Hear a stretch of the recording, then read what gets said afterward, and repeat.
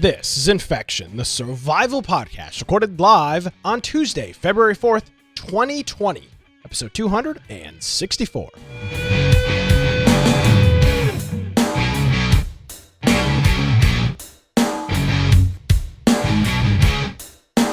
Hello, ladies and gentlemen, boys and girls, welcome to another episode of Infection, the survival podcast. Infection is your source for the latest information on survival video games.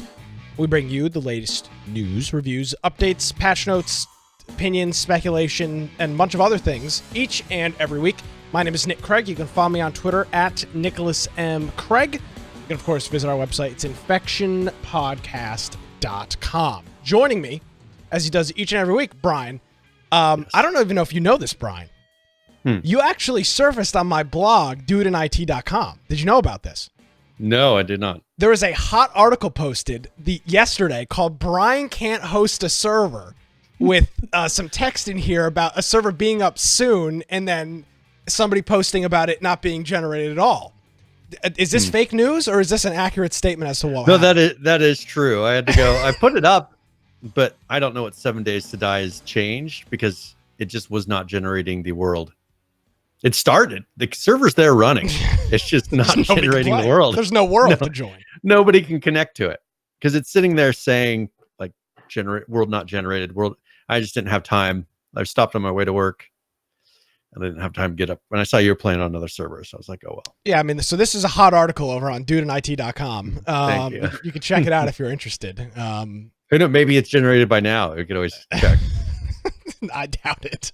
So, yes, we gotta play a little fun. Poke a little fun at Brian. How's it going? You did Brian? text me at work saying, "Hey, could you throw one of these up?" I could try, but for some reason, I don't know what they changed. Okay, all right, okay. Well, so if you're gonna use a ledger of accuracy, I sent you a message at noon Eastern time, so 10 a.m. Mm-hmm. I said, "Hey, could you spin up a 7 day size server?" You said, "Sure."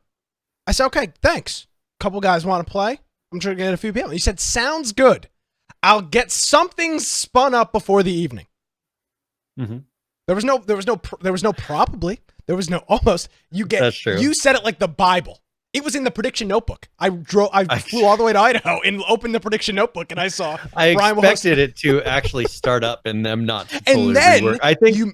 And then you messaged me at 6:45 and said the server is up. And in fact, it was not. It was up. It said it was up. It said it was up and running. It acted like it was doing beautiful things, but nothing happened. All of the beautiful things. Yes. Thank you, Jax5, for the 24-month resubscription. All right, Brian. It was a joke. People are saying I do have to this. figure that out before we play again. Because I'm not saying this. People are saying I don't know this. what they changed. And I even updated. I was there at my parents' house, like updating the server manager software. I ran an update on it. I was just like, I gotta go. I don't want to hang out with my parents for the next hour. Oh, you drove all the way to your parents' house to get it up? Yeah, I drove out there on my way. Well, no, I drove from my way home from work because I was doing it on my phone and it was a little difficult to do all the server stuff. We were actually joking about you getting pulled over by a cop for doing SSH. Because I'm driving down. Yeah, SSHing and driving. I have done that before, but I try not to do that. In years past, where it would not be illegal anymore, of course. Yeah, now that you're not allowed to hold a phone, of course I don't do it anymore. Of course not. We're law abiders here on Infection Podcast. That's right. We would never rule steal followers. something. We're known to be rule followers. Yeah, we would never steal like online media or video games or anything of that nature or people's intellectual property. That is not us. No. Nope. Absolutely not. All of our show art, cover art, absolutely self-made. 100% of it. Never stolen an image off Google. Just saying. People are saying it to me. I think. Yeah, I think. Hey, Brian, how are you? Hey, well, if you want to find me, you can look on Twitter at Boise Computer. Of course, my blog, biteoftech.com. Make sure you go to our website, though, infectionpodcast.com. If you look there on the right-hand side, you will see join our server on Discord. And if you want to join when we're playing various games, maybe for Game of the Week, if you want to submit news, different topics that we could talk about during the live show, you can do that in the news channel. And it's all a free service. They have a mobile app. They have a desktop app. They have a web-based app if you don't want to install anything. And it's really easy to use. If you want to get a notification before the live show starts, you can click join our Steam group. And that will pop up a little notification if you have Steam open. And then you can just count on that, reminding you if you happen to be sitting at your computer come jump in and be a part of the show, chat during the live show, be a part of the game giveaway. That's a lot of fun. Also, we have now 264 episodes worth of show notes that you can go check out. So if you want to go and maybe you're listening to the show or you're watching it after the fact and you want to follow along, you can jump in there and look at the show notes as we go through. And we usually cover almost everything depending on the show. If you want to support us financially, you can do that through amazon.infectionpodcast.com. You can do that through humble.infectionpodcast.com. And of course, as you saw, we've got people now doing 24 months worth of Humble Bundle subscriptions. And that pretty much pays, or sorry, Humble Bundle, Twitch subscriptions. And that pretty much pays for whatever thing we go do, pays for a lot of that. So yes, sir. That's really helpful, and may not seem like a lot per subscription each month, but those build up and add up throughout the year and are very nice. Bingo, and really boom, help us out. shakalaka. So wow, look at this. We're dueling 24-month subscriptions between UGX Vibe and Saul Greatman saying pays for 7 Days to Die servers, question mark. Maybe. I mean, I could remote in during the show and get it up and running by the end of the show. I'm sure. You've had a day to get it up and running. I don't even want to play anymore. Okay. Like, I'm over it. All right, we're good then. We did find a good public server. It was called like Wings, Beer, Zombies, and something else. So we jumped on that, and I believe the server admin was on there. He was like, "Oh, what are you guys doing? It's the Horde night." We were like, "Chill out, dude. Jesus." Like, we know what we're doing. Don't worry. Yeah. He was like, "Oh God, is he gonna log in on the Horde night?" I was like, "Yeah." He's like, "Oh, wouldn't recommend that." I was like, "What are you, freaking gatekeeper for 7 days?" Yeah, don't put a password on your server, jackass. You don't want people playing on it. So, yeah, it all worked out. So everything is good to go with that. Trying to think if we've got any. We played some Rust, right? Oh yeah, on Friday. Yeah, we did play on some Friday. Rust. I've almost forgot about that. I had a really hard time finding a server, because it was the day before the last day of the month. I had a very hard time finding a server that allowed more than 3 people and was anything more than base resources that was wiped the same day or recently, like within the past 2 or 3 days. So the server I thought that was going to be active ended up not being active at all. So my experience was a little lackluster. I did, though, get the MIDI. I found a guitar and hooked up a MIDI music player and we were blessed playing music that the entire game, people were shooting at me from my own team because I was playing the guitar. That was super cool, and it was flawless. Like, you literally went to like settings, experimental, enable MIDI, and you just click on, and then obviously I had all the other equipment to make that happen. And that was fun. The group seemed to have a decent time. Somebody blew themselves up with a helicopter instantly. I don't remember who that is. I don't. I think that's about the time I logged in. I think somebody blew up and then I logged in. Yeah, so that happened. Then the military helicopter like destroyed our base, like big time. Like, I walked outside and was hitting a tree and it was like shooting rockets. So the smart move of mine was to run into the base. Did I not know that it could see me through the base and managed to blow up the base? Green Man was the one that crashed the helicopter, by the way. So yeah, good experience. The server wasn't active and it kind of made it hard. I was very zoned out because I don't know. There was not intimate fear of death. Yeah. I mean, at least from my teammates there were, but from other people there were not. So we couldn't find a decent server. There's not many maybe we need to do this, Brian. Seriously. We can host a Rust server. We need to make a clan server. They don't seem to exist. They don't seem to exist. Every server I could find that was 2 or 3x was either duo or quad max. Like, nothing else. So that was tough. Like, maybe we need to set up a weekly wipe clan server. We could. I don't know. The capability is there. That's what I'm saying. Like, there's got to be other groups of people like us that want to be able to play the game. Maybe it wipes every Friday morning or whatever, Thursday night, whatever. There's got to be other groups of people that are like, hey, what do you want to do this weekend? Let's play some Rust. They want to find a clean server to jump on, play for 2 days, and then go on their merry way. There's got to be other people. And if you're in a larger group than 2 or 3 people, I couldn't find a server that was doing it. At least on the whatever Rust server website I was on. And I mean, I probably spent a good half an hour scrolling through the list, joining server, or looking at the stats. Now, there was a whole bunch of servers that were freshly wiped that didn't have player caps, but nobody played on them. They were empty. Yeah. So, well, and when we were playing, there's pretty much one other person that we didn't know on the server for the most part of it. Yeah, the server was there was 9 people on the server, and we were 8 of the 9. Yeah. Yeah, we'll do. We can look at that. Maybe the best thing is if somebody's really into Rust in our community and they want to kind of manage it, that would be optimal. Like, I keep it running.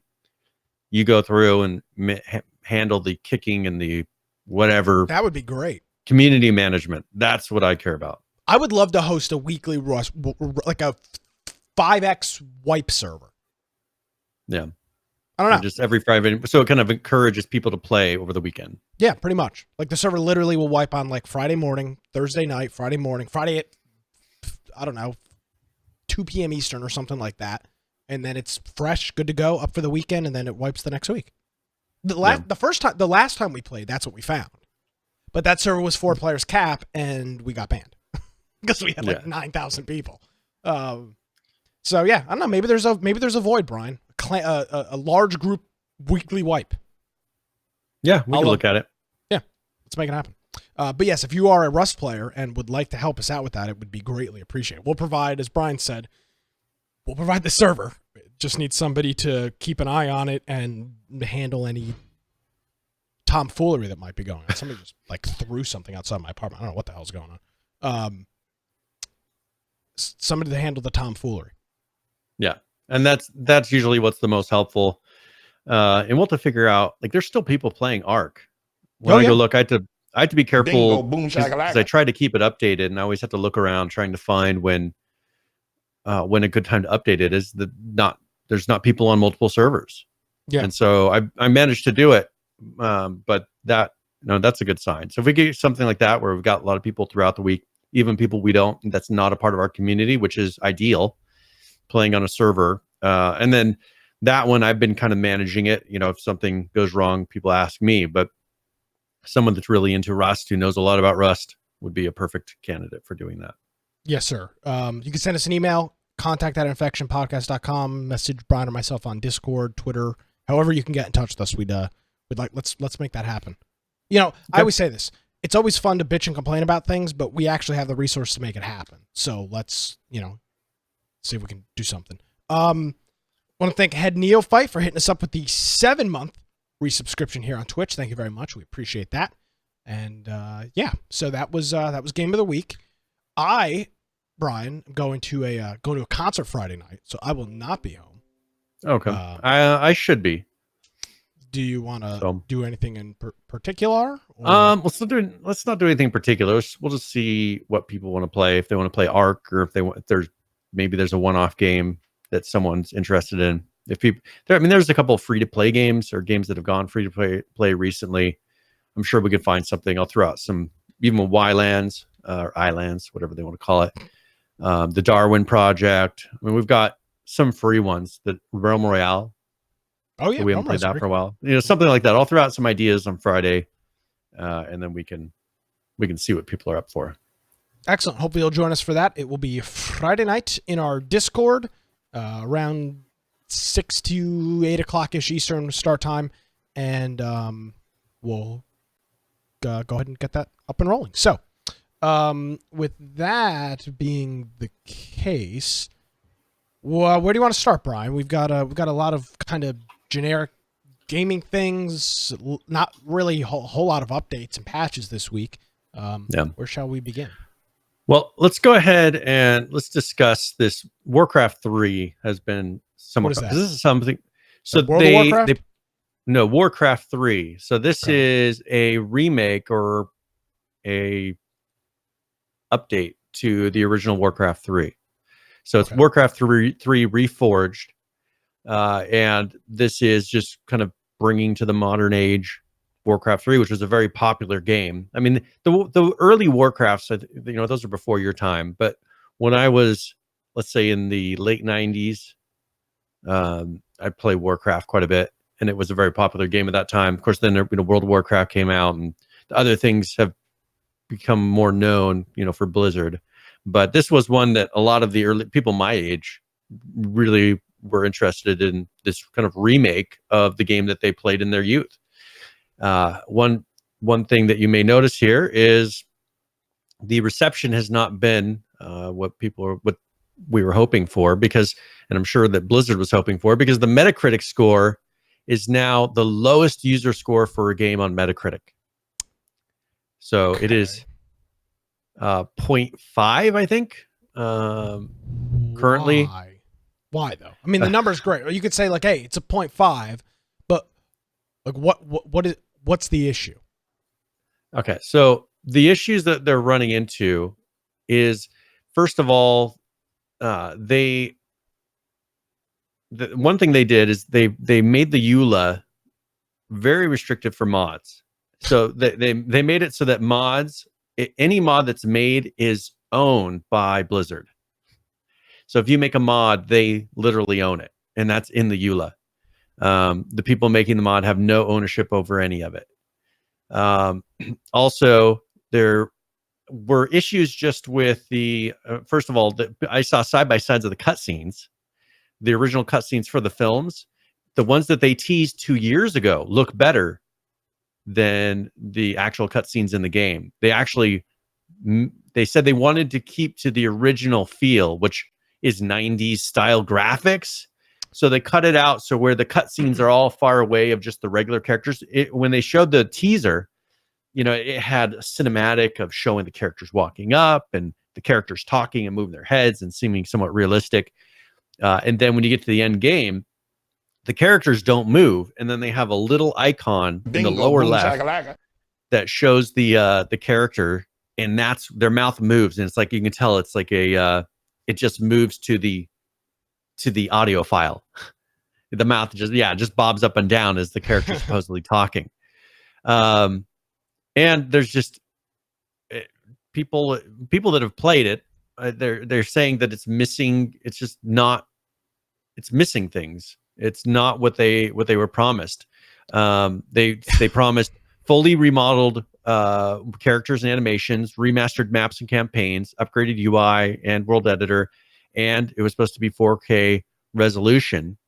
And these are what was delivered was short of that, and people are, it supports 4K, but then there's all these limitations, of kind of fake 4K, and it's not done well. For this being a game that could be a huge seller if it were done right, it seems like they really took shortcuts on it, and people are really mad.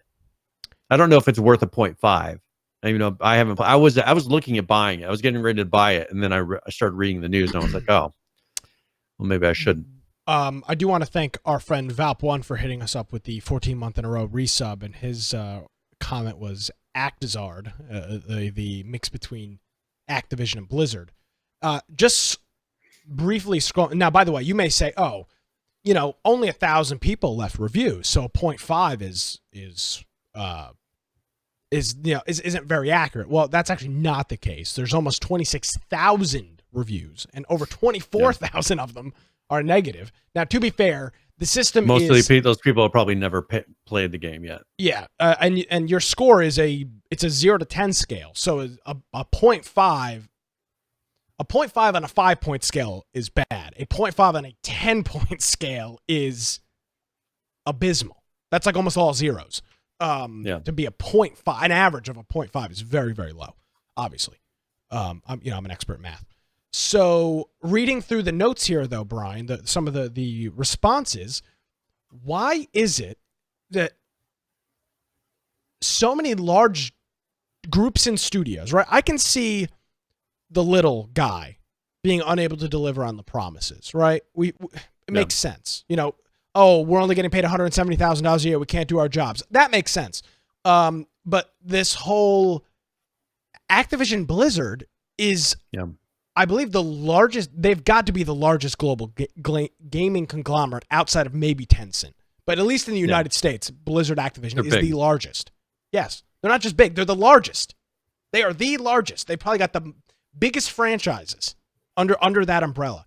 How do they mislead and fail to deliver on such an epic level? Like, this isn't slight misjudgment from what misguidance from what I'm reading. This is flat out nothing that they showed at BlizzCon in the past couple of years. Nothing. Well, none so of it. I did post a link to a video. I don't know if you want to pull that up and maybe have it just kind of play in the background. But this is a side-by-side of what they showed at BlizzCon in 2018 and the actual intro cutscene in the game.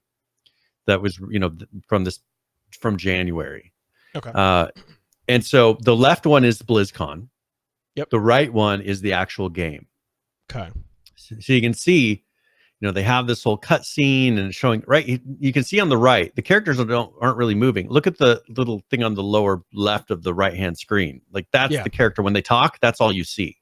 Where if you look at the BlizzCon and there's no sound too either. There appears to be, let's see. Well, no, there's sound. There's sound. They're only playing the audio from the right-hand one. Well, that's because he's saying sound only on the right. I think he's showing that there's no voice acting. How can you even No, I think he's only showing the right one. No, there's voice acting. I think they didn't want them going over each other, so he's showing the one on the right with sound. But you can see, I mean, the left one, they did full cut scenes showing you in there, and the right one was just totally a cheap way of doing it. And they said the right one felt more like, this Blizzard was saying, felt more like the original, and that's why they did it that way. But when you're making something that's remade, like, you want it to feel somewhat modern. So I think they had this done. It was. I don't know why. Well, probably because if they kept this one, they would have had to have then followed that through the rest of the game, and they didn't want to bother making it through the rest of the game as well. Because you can see the right-hand side would be much less work. It would. Now, I'll say this. I haven't played the game. This does not appear to me to be a 0.5 game, yeah. Yeah, and that's the thing is, I'm not sure what the real, like, how short it really is. People are saying, like, the maps don't, like, they're promising these revamped maps and that the maps don't feel that good. Like, they feel very cheap. It'll be hard to say once people really start playing it and we'll see what it really is. But I think people are just mad that it wasn't in, like, some epic release of, hey, this is the epicness that I remember, when this game was released, in the modern day. I think people are just mad that it seems like they kind of just quickly and cheaply did it. So, and there's things like they have removed features from the original version, and they didn't put them in this version. So it's not truly a remake. So it doesn't look that much better from the cutscenes that were done almost 20 years ago. Yeah. Yeah, I mean, that's the thing, is it looks pretty close. I mean, they didn't really improve that much on it, which I don't know. I mean, I understand trying to keep it somewhat similar, but we've seen what they're capable of doing now. Yeah. I think they could have done better. It's unfortunate. And especially the modding thing. I mean, I think that's more of the frustration. Is like, why are they so concerned about people? Like, people, when they mod, they don't want it to be something that can be taken away from them instantly. And when they say they own all rights to your mod, they can shut you down at any moment, and you have nothing to say. They own it. Yeah, I don't like that. That really. So it's them kind of treating their community poorly, and I think that is adding into this whole, them not giving the community. I guess the community would probably tell them exactly what they want. It seems like and I think from the original cutscenes, they figured, that we're going to get a full featured, fully animated, kind of like a modern World of Warcraft game, with cutscenes and everything, but with that old original story. And they didn't do that. Yeah, they posted a pretty lengthy, like a 5-minute read dev blog here on their on their website. Mhm. We're sorry for those who didn't have the experience you wanted. We want to share our plans, but server load issues, that's to be expected. Unacceptable for a team this large, especially after they had such a good launch of World of Warcraft Classic, which was back in December? Yeah. Or November, whenever it was. That was a striking success. Everybody seemed to love it. That went so well. They just dropped the ball on this, it appears. But what's strange is, as you said, they don't have a limit on resources. I don't know why they would have. And this could have been a big seller for them. I mean, there's all these people my age. I was ready to buy. I was like, just for the sake of owning it, because I'd like to play it for a little bit and see if it's like what I remember. Is this a subscription game or a pay for game? Pay for once, or both? I think it's a pay for once. I was going to look on battle.net. I'm assuming that's. But yeah, I think it's a single play, single pay. And I don't know if they're planning on doing any kind of additional features after this that maybe, I can't imagine what kind of microtransactions or what kind of crap they would be able to squeeze into this, but who knows? Well, probably nothing if that's the case. Yeah. So, they did say, despite the higher quality textures that they put on this, it feels like playing WoW Classic with modern character models. And that makes the maps look even more dated. It's just, it just seems like they didn't really put the time in to make every detail perfect. And I think that's what people are mad about. So it's $30 for the game. Okay. Reforged, which I believe is the new one, right? Yes, that's the new one. So there's a $30 and a $40 version. Yeah. That you can buy. One thing is they were supposed to rewrite the story, and they scrapped that idea, which I can understand. That would be controversial either way. There's some people who would want, some new content, but there's people who want the original exactly as it is. Yeah. Did you see the reason? So there are some things that are no win for them. They said they scrapped that idea because fans expressed their whatever who wanted the voices. Yeah, and I can understand that's always a good way. Go after the mob. The mob says, "Burn me at the stake, burn me." I don't know. Just I would think we've seen that before. I mean, the thing is they could have added more content, added to the original story, added additional things that you could do, and that would make it reforged for me. Don't just say we have to keep all the, because they can't. If you're keeping only the original stuff, you're very limited on what you can do as far as remaking a game, other than just making a newer looking version of the old. Yeah. So, but we'll see. We'll follow this. See if more comes out of this. See if people settle down and after they actually play it. Because that's the thing is, who knows how many people actually have played this game versus the reviewers. It's only been out a couple days, and I find it rather suspect that there's almost 26,000 reviews on Metacritic. Yeah, that seems like a lot of typical gamer outrage when it's like, oh, I saw it on Reddit, I'm gonna go leave a bad review instead of actually playing it. And that's where we'll see where it goes. See if people actually start playing it and say, hey, okay, it's not as bad as we thought. We've seen it before. I don't need it to be totally modern graphics and all that. I just want it to run well on a modern machine. So we'll see. I'll still think about it. I'll still think about whether or not I want to actually do this. You're a man of the people. Yes. Thank you. I'm just saying. That's what they say. People say. Yeah, people are saying. I mean, yeah. Based on your comment you just made, you're absolutely a man of the people. It's okay. All right. Let's see. So outside of that, a game, Brian, and I'm glad you put this in here.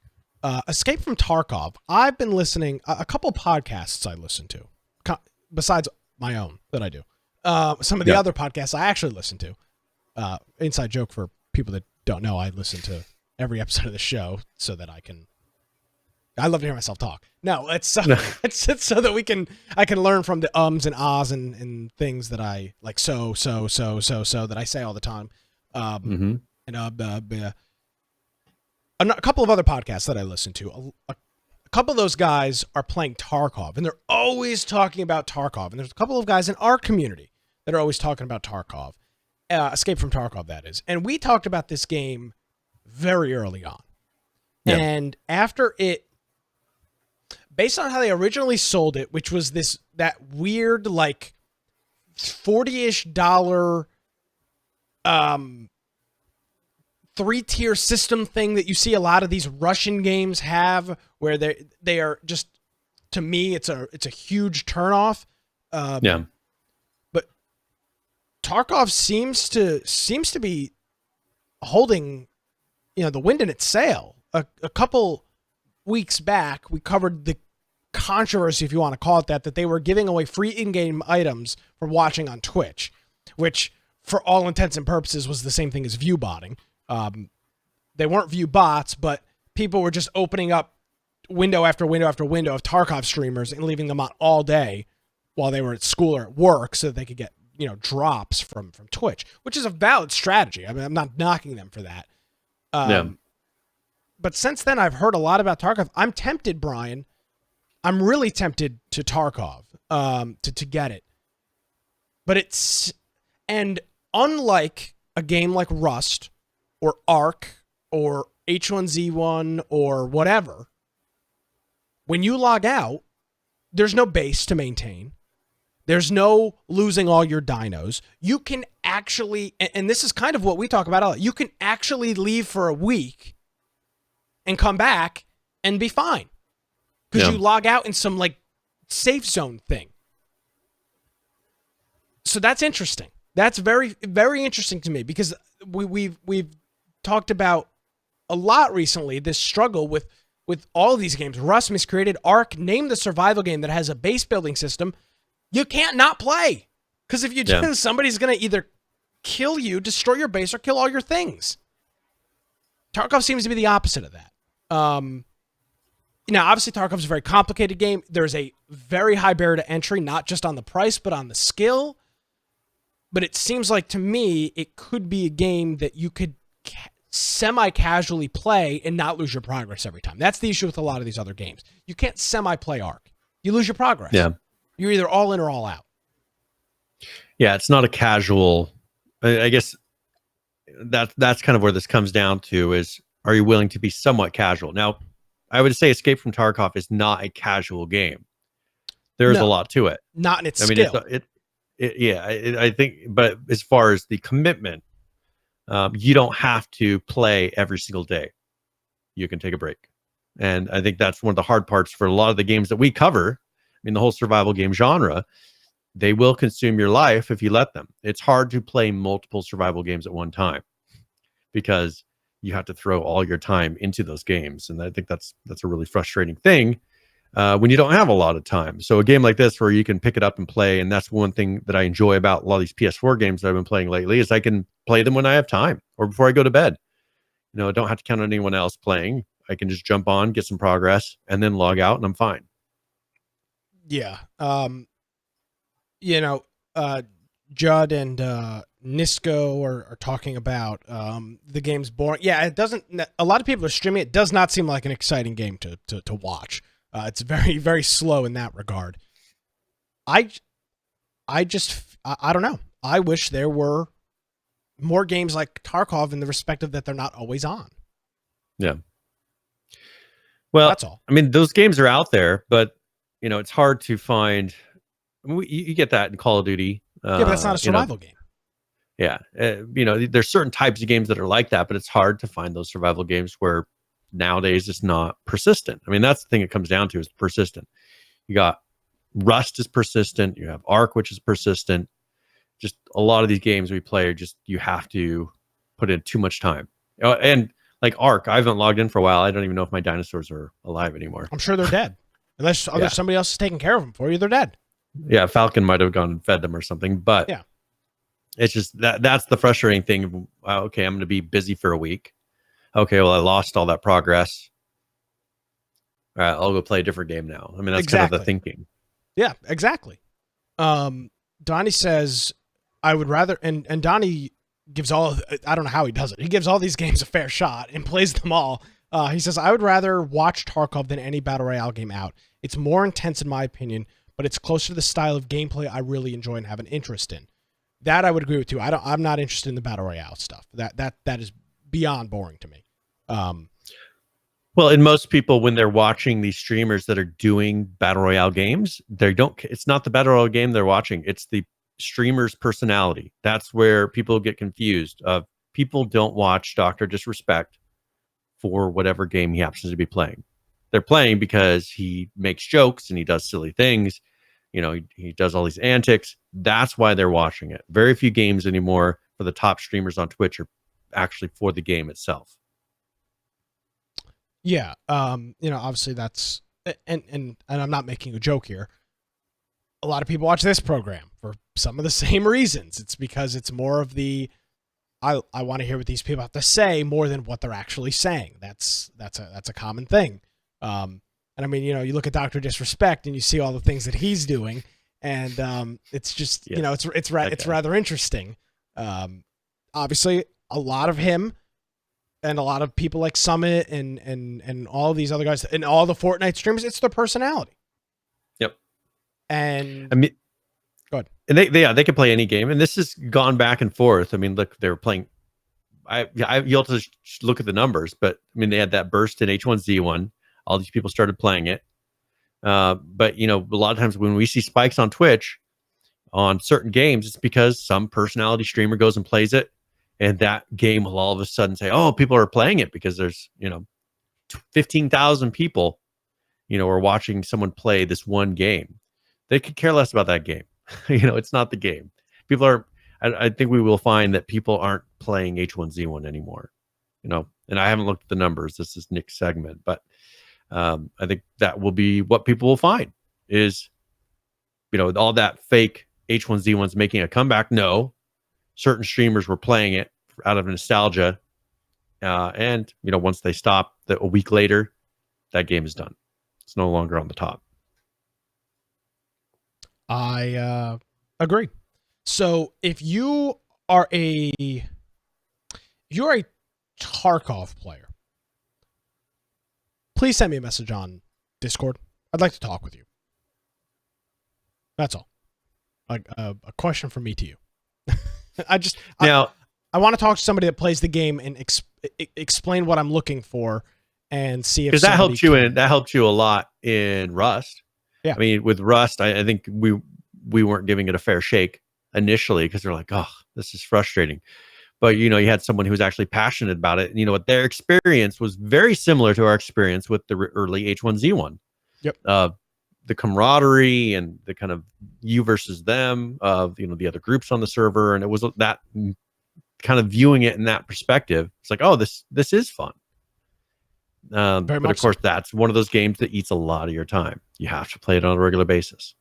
Yep. Unfortunate. Yeah. Well, at least for it's unfortunate for me. I mean, I don't know about anybody else. One controversy that they've been seeing this week with Tarkov is a lot of players have been calling for a wipe because of gear balance issues and bad player behavior. Which, I mean, you're going to get bad player behavior in any game, but one thing that we in the pre-show, we showed a little clip of people that were, I guess, exit camping. Is that what it's called? Yes. There's like a safe zone. Yeah. So going to the safe zone, there's people hiding behind the door, ready to kill anybody who's trying to go there. Just stuff like that's happening. But that's not necessarily going to be cured by a wipe. I think it'd be more important for the developers to figure out, well, how do we prevent that from happening in the first place? And then once you fix it, because how many times did we see this in H1Z1? Oh, we're going to wipe because of, but they didn't fix the problem. And so the problem just came back.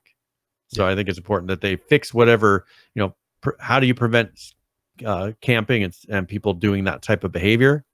Well, figure that out and then do a wipe so that, then you feel like it's fair afterwards. But just making a wipe because things are unfair is not going to solve the problem.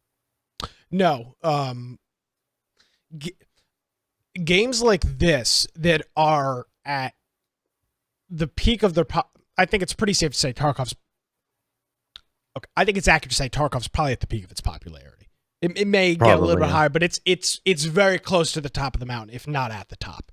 With that being said, if you set a precedent one way or the other, it's cement. Yep. So if they decide we are not going to wipe, which is fine, then it's done. There's no more, like, once Arc dealt with this.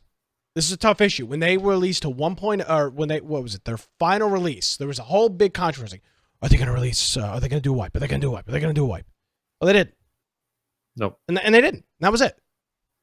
But they set that in stone, that they're not going to wipe every single time they do a big update. Unlike other games, like H1Z1 to wipe what? Every freaking 3 months?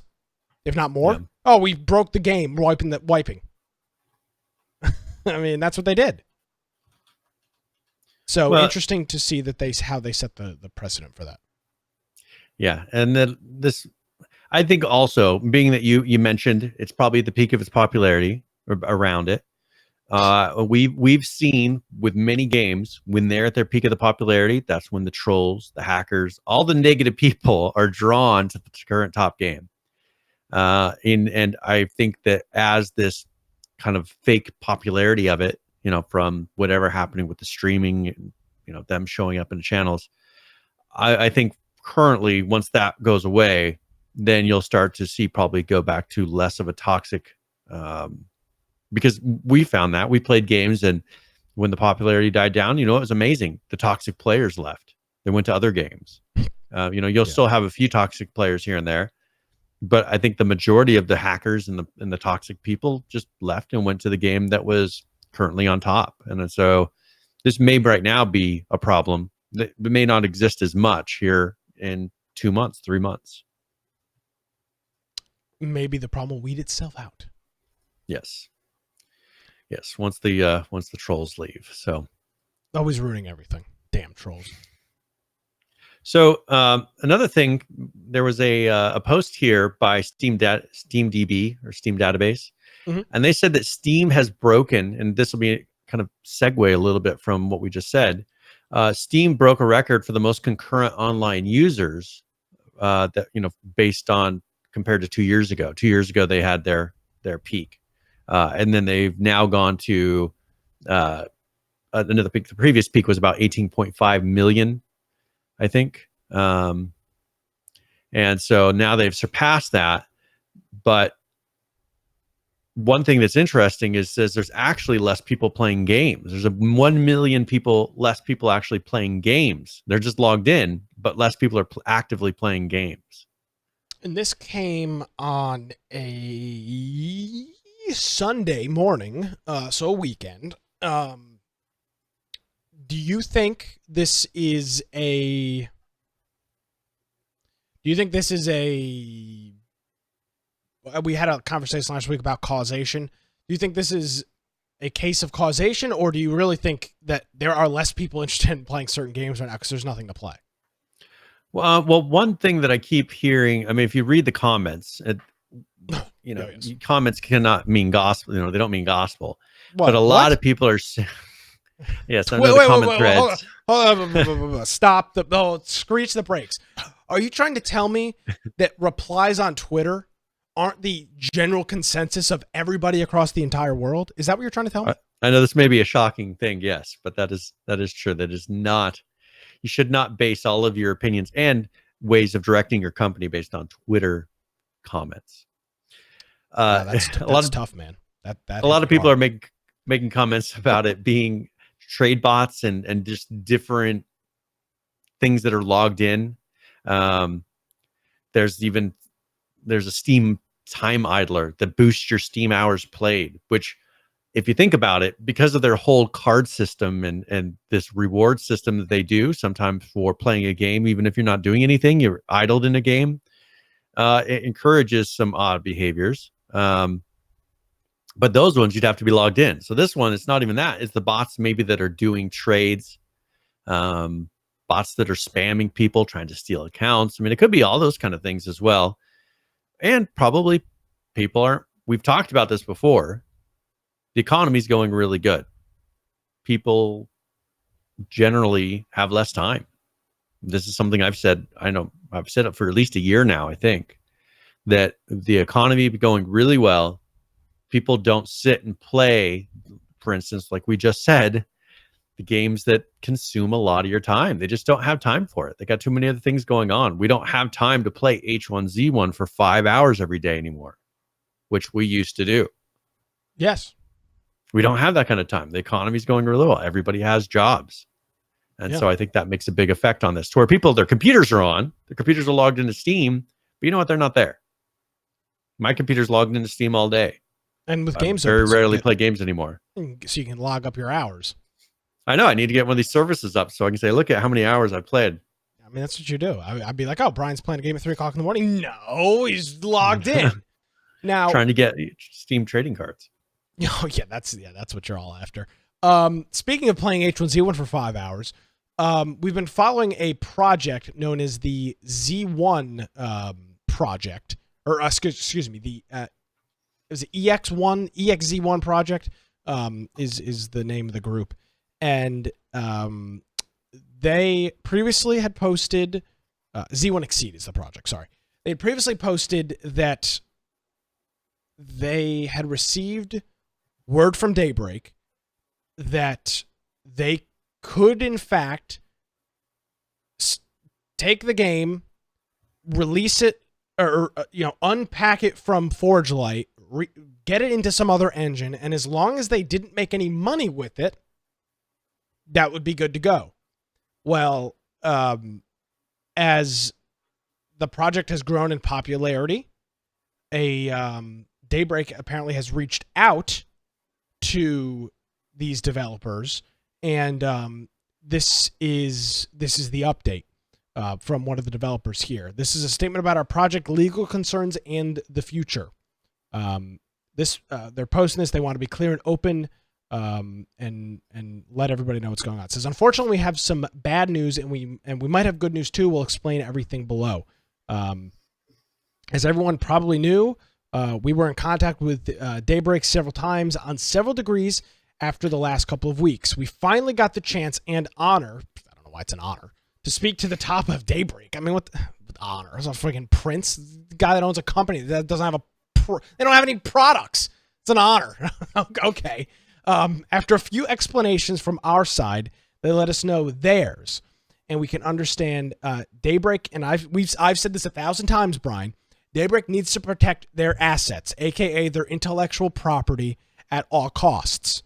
This is a pretty serious matter. Even when we release this game for free, it would still be with partial Daybreak assets is not allowed. There was some miscommunication earlier between Daybreak and us, but that is now cleared up. We got several approvals by people that were not aware of the Daybreak policy. We got a reply from the CEO in the legal department today, and a few from the vice president. This is pretty strict, and we cannot release the game or any assets ever. So there's a couple things to deconstruct here.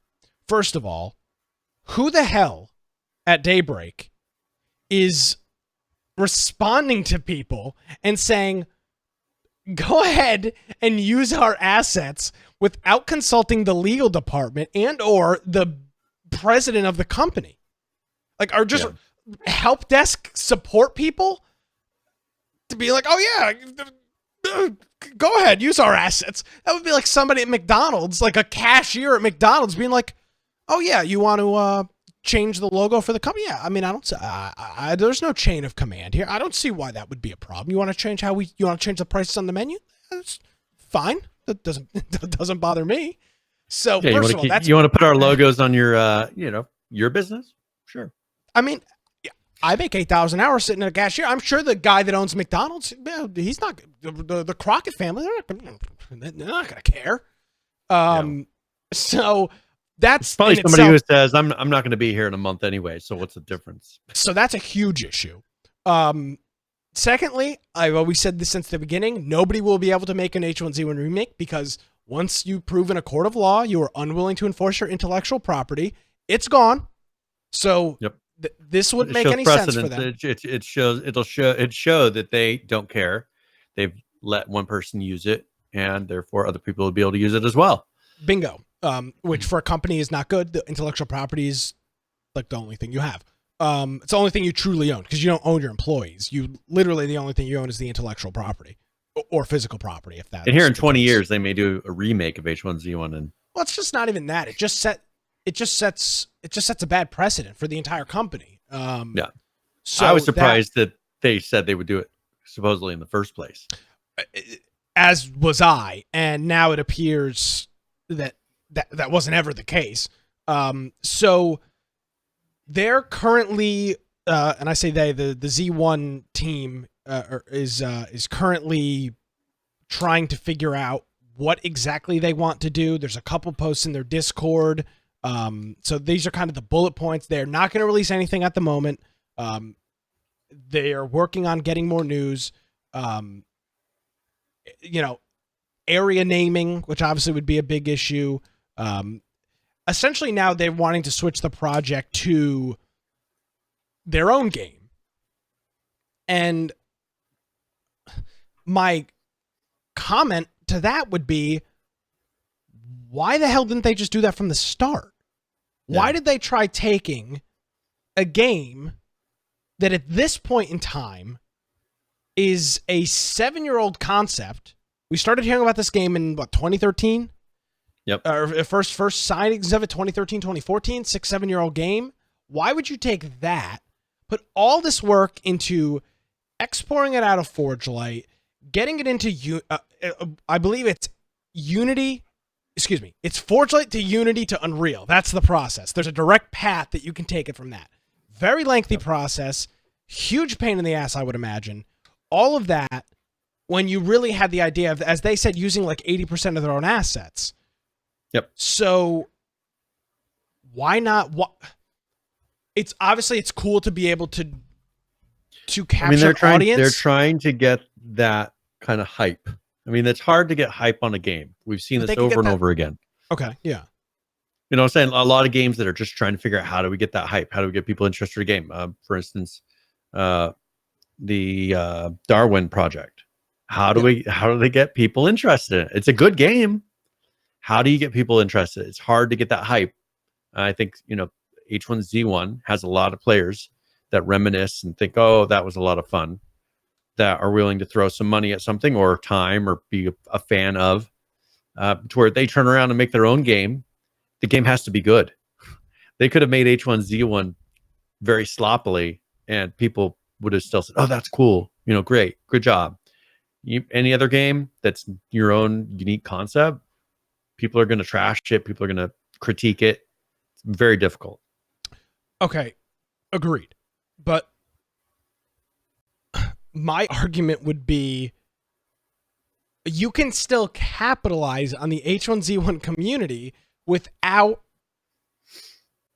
being H1Z1. Yeah. Which is, so that's what I don't understand. Frankly, I don't think it I still stand by this. I don't think people want to play H1Z1 anymore. I think it's a cool concept. I think that people get very nostalgic. I know you and I do, and a lot of people in our community do. Donnie's talking about, I'd love to play H1Z1 again, but I doubt I'll put a ton of time into it. Might get on for a few days and play. It'll sit on the shelf again for a long time after that. I think what Donnie just said is accurate of almost everybody. Who the hell's going to play this game? They shut it down because 40 people were playing. Now, it was beyond broken, but we're in a different era of gaming. Again, it's not 2013 anymore. And I fall into this myself a lot. I still think it's 2014 in a lot of things, right? Oh, in 2014, that's kind of when I started getting into this stuff. So that's where a lot of my mindset is. But it's not the case. It's 2020. Yeah. Different style of games.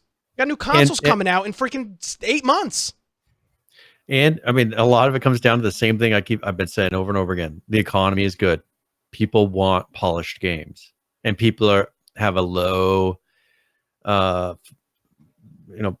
Focus, tolerance. Yeah, tolerance for things not being perfect. They have a low. Straight.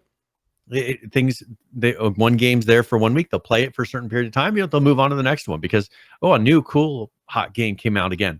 I mean, we've got The Last of Us 2 coming out here pretty soon. We've got Cyberpunk 2077 coming out pretty soon. It may be good. You've got some big titles coming out, and you're going to release a remastered H1Z1. People aren't going to keep playing that for months like they used to. It's just the times have changed. They have. And while I think people might be interested in a game like H1Z1, I think it would be inaccurate of me to say it would have really any... Okay, like it or not, Brian, a game like Miscreated is very close to what H1Z1, a redone H1Z1 would probably be. Yeah. FYI, newsflash, people aren't playing Miscreated. Hundreds of people. Yeah. That's it. I'm not dogging Miscreated. I like the Miscreated guys. They've been super kind to us. This is not a hit on Miscreated, but it's just a fact. That's Miscreated, I would say, right now, Miscreated has got to be the closest parallel to H1Z1 that there is currently. Yeah. And nobody is playing that. So why would you believe that tens of thousands of people are going to play your Miscreated game that's had hardly any time put in comparison? That just doesn't make any sense. Well, and the hype of, we've talked about this before. Hype tends to follow certain things. The whole, back when H1Z1 started, was the whole Walking Dead hype. And there was a lot of people that were interested in that because they were such big fans of The Walking Dead, and that was real. You know what? That's not around anymore. People don't get that kind of feeling. I'm sure there's some other games now that people are playing that maybe it's based on, certain types of games. I think that we're going to see a resurgence of kind of we've seen it with the kind of an 80s resurgence with, what's that? The Netflix show, with a red logo on it. Stranger Things? Stranger Things, yes. Yes. So that with Stranger Things, there's been a resurgence of like 80s things. I think with Cyberpunk 2077, if it works out really well, you'll start seeing kind of a resurgence of that whole 80s music, cyberpunk feel, because that is kind of a cool genre to follow, right? We saw a lot of zombie games, open world survival games based on H1Z1 and based on DayZ, and which were kind of based on The Walking Dead. I think that as some of these new kind of cool genres come out, it'll make even less of these survival games that people are interested in that have to do with zombies. Nisco brought up Dead Matter. That's been in the works for a while, for years now. It'll be interesting to see how much people are actually interested in it once it releases. Dead Side is another one. But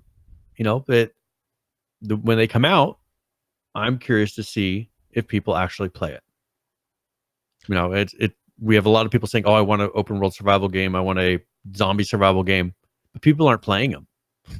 Can you think of any zombie games that people are playing right now? No.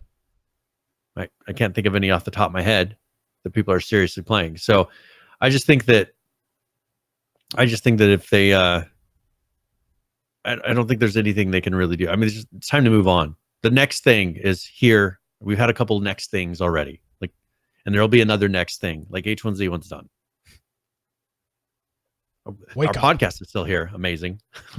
I'll tell you what, there's we're like one of the only things remaining from the H1Z1 days, and it is our Steam channel, which they will not let us change the name of, which is H1Z1 the Survival Podcast, or H1Z1 whatever, Infection the H1Z1 Podcast. That's fine. We can't change that. Never. By the way, we can update this though. Yeah, you are the manager. I can't do it. Oh, I didn't know that. Is our TeamSpeak server is probably still not up, so we probably need to get rid of that too. No, but you're the one who has to change that. I can't change it. Okay, I didn't actually know that I could change that. Okay, I will do that. Yeah, I think you're the mod. So, the only asset I own. I know the one thing that you have the rights to is in shambles. See, now we know why Nick is not in charge of the game servers or the website or the Discord. It all makes sense. It all comes together now. So I don't want to lament on this anymore. So valiant effort to the guys over there. I look forward to getting them on the show. That may happen depending on what they want to do. going forward. Valiant effort. I think it's cool to think about. It's cool to talk about. It's cool to reminisce about. But I think the reality of the situation is, as you stated, Brian, it's a different era. People are looking for different kinds of games, and I can honestly say I do not think I agree with Donnie completely. I feel like Donnie's stealing things right out of my head here.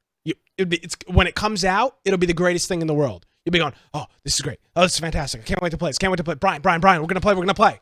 We'll play for a weekend and then we're done. Yep. Like, that will be it. That's not what I remember. Now, a rule breaking doorknob interesting name on Twitch says, I just looked up Miscreated and it looks like took the map parts of PUBG and the map parts of Rust and combined them into a mad game. No, isn't that what H1Z1 was? Kind of. Yeah. It was just the first one. Yeah. Yeah. Well, I mean, yeah, H1Z1 was really a throne. I mean, if you look at it was there, a lot of the things from the original kind of little prototype, the secret prototype that he made, not even telling anyone. Yep. I mean, that was pretty much, it stayed most of that for the whole time. You know, they went through and reworked it and did the remake where they turned it into an RPG for a bit. But before that, the game was like mostly just tweaking existing things and trying to fix the stupid shotgun and trying to, you know, whatever it is. Like, they didn't really improve it that much over the years. I mean, the base building didn't really improve that much. You know, it's crazy. They didn't, for how much money and time that went into that game and how big of a development team they had originally. That game made incredibly little progress. Yes. And I think a lot of it, and you know, one thing that people always tease me about is a lot of it has to do with the engine. I've said this for so long. We look at, yeah, I've repeated it like a broken record, but a lot of these new projects that take much smaller teams, they're putting them on engines that you're capable of actually improving. And, you know, Unreal with Epic, they maintain the engine, improve the engine, and all you have to do is just decide whether or not you want to implement the improvements. Well, magic surprise here, Daybreak, or originally Sony, the reason that there weren't huge improvements on their game is because they didn't want to put the time and resources into improving their game and keeping it up with modern era. It was all old technology. And anything they did have to do, they kept on, look at how much they focused on fire effects. You wonder how much time they put into their engine just trying to improve the fire effects. Because that was most of the updates that we saw from like Sebastian and all that. They kept on showing pictures of fire. Do you think that was not the biggest and best improvements they could have been doing to that engine? But you know what? If they would have been using something like Unreal Engine, all that would have just happened. The fire effects have already been there. They don't have to do anything. All they do is decide whether they want to implement better fire effects. So I think that's a big difference. Rule breaking doorknob has another note here. I'm still annoyed about the disappointment Survive the Nights became. It was looking good 4 years ago, then changed engines and rebuilt from the ground up to be worse than it was before. Yeah, with that, we talked about that, a couple weeks ago? We tried playing that for Game of the Week. It was very lackluster. It was all right. It was just very milquetoast. I mean, and the thing is, it could have been so good. I mean, it was kind of a mix of 7 days, as you said, kind of a mix of 7 days, and a few of those games that had elements of some pretty cool stuff. But you want to know what? I mean, this is kind of the danger of indie projects. It's very, very difficult to make a game. When you have a AAA studio making these things, you want to know the secret? They have guys that have a track record on that team of putting out games. So they know all the pitfalls, they know the things to watch for. And that is the benefit of a bigger studio. Now, sometimes you'll have a breakout group, you know, Rust. They started out as a small group, did very well. There are certain games where they've turned around and a studio has put out some pretty cool things from a small group of people, but that is pretty rare. And you run into things with these smaller groups like Miscreated, which is a smaller group of developers, where they're then fighting the engine. You know, they, rather than switching the engine or doing something different, they've been fighting it. And I think that's really hampered their success. And I think they have people on their team that are incredibly stubborn. I'm not going to mention his name, but you know, they're incredibly stubborn that are holding back the project because they don't want to see anything outside of their vision. Well, you know what? Your game's not going to have more than 100, 200 players because you're unwilling to adapt. Enjoy it. And all these other people like Marco, incredibly talented, and it's a shame that he should be working on another studio. I mean, he's carrying that game. I'm kind of being pretty blunt. Oh, really? But, you think that's being blunt? Yeah. he's carrying that studio. I mean, because what comes out of Miscreated, other than level design, that you look at and say, "Oh, that's awesome." Weather. Very little comes out of the weather effects, because you like the tornado. Yeah, okay. I don't criticize what you like, Brian. Yeah, sometimes you do, but I don't. That's not true. I've never criticized you before. Okay, we'll leave that at that. Don't go back to about 58 minutes ago when we started the program. Do not listen to that. Yeah, we'll ignore all the past. Yeah, we have a short-term memory. But you know what I'm saying? Like with that. No, I agree with you. I agree. That's the dangers where you have, and it's not okay. It frustrates me. It's not the danger. It's the reality. That's what's always going to happen, Brian. That's just the name of the game.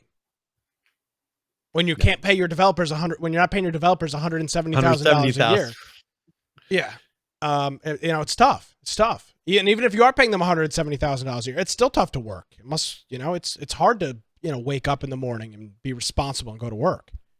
Yeah. You need to be making at least $250,000, if not a half, to wake up and go to work. I mean, that's what I. What was the name of that game? What was the name of that game? Who cares? It's some bullshit we talked about last week. It was pretty ridiculous. Brian, I was recently looking for jobs, months ago when I transitioned to my new job, and I said, hey, it's gonna cost you at least $250,000 a year for me to at least even get out of bed in the morning. $500,000 if you want me to show up on time and work. And they said, you are a successful podcaster. They said, I mean, where can we find another 21-year-old who's got some entry-level tech knowledge? We're gonna have to take his offer. That's what I did. Yeah, that's what it is. That's what I did. And it worked out great for me. So it worked out great for these developers too. Yeah. We were talking about Identity, by the way, was the name of the game. Identity, yes. And, and that's just, it's a shame. I mean, you look at stuff like that. Identity, I think, is another perfect example where you have developers that really seem to be fairly clueless, but the hype, a bunch of money came at them. Seem to be fairly clueless. Accurate assessment. Yes. But they're turning around and nothing's going to come out of it. And it's just going to ruin the name even more of indie developers. And we've seen that over and over and over again, to where there's just very little trust because we have so many that have failed, to where then people fall back on where are you going to get a game that that's going to at least be built well? AAA Call studios. Yep. Yeah. Call of Duty. Blizzard. Well, contrary to what we just talked about, that's a remake. That doesn't really count. Except for the remake, yeah. Yeah, I mean, you look at the Bethesdas of the Ubisoft, world, Bethesda's. I mean, those are the games right now that are putting out big. Watch CD Projekt. Just Dance. Yeah. Just Dance for some reason every single year. Every year. Every year. But that's the thing is that as up to like those, last year, those are going to come out. That's true. PH is saying Fallout 76 was a huge success. Absolutely. No, but here's the thing. Even if a game is not a success, you get a different quality level of game, and it's to be expected. Yeah. And unlike other games, there's going to be continuing support. We'll talk about Fallout 76 a little bit later on in the program. There is support. So even though very lackluster launch, I bought it. A lot of other people bought it. Not a lot of people played it. That's fine. They didn't scurry away and be like, oh, we're shutting the doors. The company's closed. Like, they're still doing updates. They're still supporting it. Even though I'm not going to play it, they're still supporting it. Well, and that's the thing. Yes, that's true. The bigger studios, they have the ability to turn around and say, all right, we had a bad launch. We're going to keep supporting this. Daybreak Games tried this. They tried to save projects and they failed. But you know what? They're not the big studio they were. No, they're more like an indie studio now. And you know what? A game fails, they don't have the resources to maintain it. But these big ones, Fallout 76, as you said, we'll be talking about in a minute. They are continuing to release it, and it may turn into a game that people are willing to play. The same thing with, you know, a number of other games that have come out, really bad launches, have turned it around and are decent. Maybe whether or not we'll play it is another thing, whether or not we give it a second chance. No Man's Sky. But as much as I don't like it. Now, is you don't like it, but you know what? It is a very complete game now. Yeah, if it would have released people playing it too, as it is right now, it would have been a huge success. So I do want to thank our friend Bobby J for hitting us up with the 9-month resubscription. We appreciate that. I'm gonna look up No Man's Sky real quick. There are, I mean there's like 8,000 people playing it right now. Yep. The week peak is almost 10,000. Yeah. So I mean, it's not the greatest thing in the world, but I mean, better than a lot of other there's games. People playing it on consoles. There's a lot of other methods for people to play it as well, and that's a game that works very well for console. Yes. All right. Enough lamenting about Z1. See, we've got a bunch of news and about half an hour to get it all in. So, where do we go from here? All right. Let me gotta find here we go. Well, let's talk really quick about, we were talking about Fallout 76. Okay. So one of the frustrating things about Fallout 76 was the lack of quests and lore and just the things that people really associated with Fallout. And they have announced that they're going to be doing their an expansion that's actually going to be bringing NPCs and things into the game called Wastelanders. That I think will make it a much more pleasant experience. And they have a trailer for that. So it's a 1-minute trailer if you want to play that. All right, let's take a look. Yep.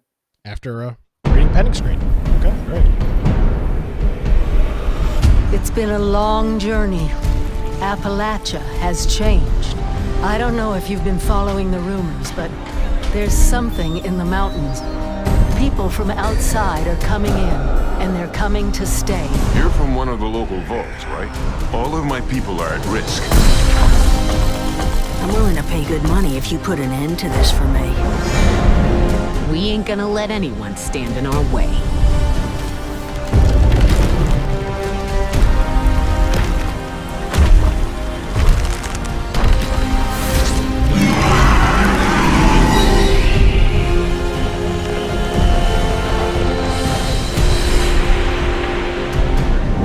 I need you, all of you, to do your part.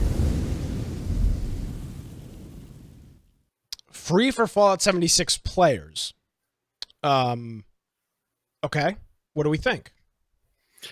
Well, I think this makes it much more like the other Fallouts. What we associate, I mean, that very much seemed more like Fallout to me than anything I've seen from Fallout 76. And so I think that with this, this is going to, they're kind of hinting it as, you know, a remake. I mean, as a restart, a redo. If you look at the very end of the video, it's like, it sounded like they're kind of saying, hey, this is going to be our do-over. And if they do it well, I mean, it may make the game much more interesting. So, yeah, I don't know. I mean, how they're going to mix this in. If this feels more like Fallout, multiplayer Fallout, then I'm good with that. Which it was what it looks like. But of course, this is a trailer, and we all know that trailers don't exactly. No, they're not always. So. Yeah, they're not always what you get in the end. But I think that this could be good. I mean, this could be something that actually makes it more interesting to play, because everything that I've seen of people playing it seemed incredibly bland. Yes, that's my experience. People running around and you know, and if this is what the world needed day one. This is what I was expecting. You know, depending on how close this is to the trailers, this is what I was expecting day one. You come out, you have NPCs you talk to, you have, you know, whatever it is. Explain the story of how people from a vault then started interacting with the world around them. That is nothing of what I got from Fallout 76.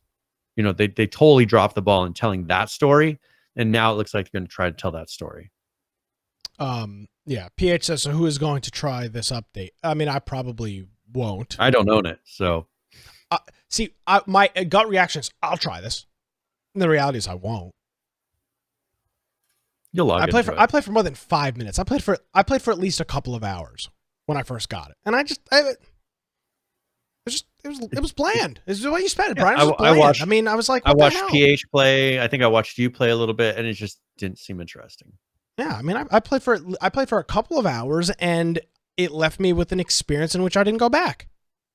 Yeah. Well, It happens. if they can, the thing is, if they can turn this around and make it to where it's an interesting experience, actually kind of pulls you along, would you be willing to at least play it to kind of figure out some of the story? No, I don't think I'll reinstall it. I don't think I don't have any interest. Yeah. I gotta load up Bethesda. It's probably gonna crash the damn show just to prove that I've played for longer than 5 minutes. So I haven't opened this, and now it's downloading an update. Fantastic. But PH says, regardless of the bugs, he said it was boring. That was his experience, and that was my experience. I watched him stream it. Boring. But that's the thing, is this could be the thing that makes it less boring. Okay, because that was one of the biggest complaints. I agree with you. But are people, as he said, are people going to download it and replay it? And the answer is no, never. You got too many other things. Yeah, that's true. Oh, I don't know my damn password. I mean, Jesus. I don't know my password for Bethesda. I have no idea what it is. Yeah, we'll be fine. We'll figure it out later. I believe. Oh, I'm in. Okay, I'm in. Does Bethesda even show you how long you've played? Probably not. All right, here we go. The anticipation is killing me. Oh, Jesus Christ! It's downloading a 45 gigabyte update. Pause. I don't even think it shows you. I'm in. It doesn't show me anything. It just says play. Well, I don't see any stats on here or anything. We'll assume at least 2 hours. How about that? Yeah, I played for like the day I got it. I played for a little while. So yeah, all right. There you go. I believe you. Good. All right. Do you want to announce the quick game giveaway? Yes, sir. All right. So I'm going to be giving away a copy of Shadow of the Tomb Raider Definitive Edition, and this is currently $60 to get. And put exclamation point giveaway in chat, and you'll be able to enter for this. This is the Shadow of the Tomb Raider plus, I think, 3 DLCs. So worth $60. Encourage you to enter, and we'll give it away before the end of the show. Yes, sir. I give up on this. I'm closing this garbage off. Get out of here. Okay. All right. I'm back to focusing here. All right. So let's move on from that. Let's talk about DayZ. Another game that I think has had has had one of these interesting kind of, constantly going up the hill, then down the hill, up the hill, down this constant rocky hill thing that they've been going through. And there's an article here on TSA, which is a gaming blog, about the DayZ plans for 2020, as detailed by Bohemia. They're expecting 5 big game updates. And I'm just going to read off a couple of the bullet points here that they're planning on working on. The first one here is base building, which they say is obviously a big part of the game for many of you, and we intend to focus on fixing most of the common issues and proceeding with the overall balance pass, and perhaps even adding some new toys to play with. So that's encouraging. The impact of the environment on characters is not yet at a state where we want it, and so we intend to proceed with numerous improvements and balancing changes to make the so-called environmental exposure a much more interesting part of the game. Maybe different weather events, hazard, toxic things, whatever it may be. We intend to make several quality of life improvements for cooking, direct cooking slots on the grill, adjusting lifetimes of different fireplace stages, and offering more types of indoor ovens. They also intend to look into the systems surrounding diseases and their symptoms to make sure that they are more balanced, utilized, and perhaps expand them a bit. We will unlock the server missions folder for the full modification on the console community. So this is taking a little bit of a note page out of what Bethesda does on console, where they've got a kind of a full modification system for the console players. This will give console server owners total control over the central economy and add custom locations to the existing map, which is cool. They're going to release our animation rig in FBX format and P3D samples of male and female characters. What does that mean? Okay, so the FBX format is when you get a character, it'll have the model, right? What the character looks like. Generally, they'll be in a T pose or an A pose. So sometimes you'll see a game when it's messed up. You see the character kind of sliding around with its arms straight out or kind of down a little bit to their Gary's sides. mod. Yes. Yes. So those are when they're straight out to the side. That's a T pose or an A pose. That is the rig. The skeleton is in that character. So the skeleton that determines how they can bend their arms and everything else. I'm assuming that they're doing this for modding, probably. So they're going to have it to where the character is released in a standard format that you could then pull out, animate, make custom animations to then use in mods and things like that to improve the game. So, okay, but that's when you could bring into any Blender. You could bring them into any kind of modern modeling software or an animating program. And work with it. That is one of the industry standard formats. So more community modding things, what that Yes. seems like. As teased in our 2019 blog post about a game update, we intend to finalize the full implementation of the server browser with full mod support in the official DayZ launcher. We intend to continue adding more original and or new firearms into the game.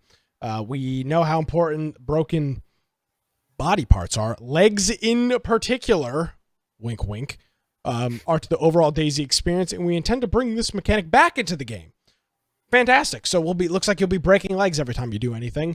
And then we know how much you like the new vehicle Rex and Livonia, so we'll add them to Cherno as well.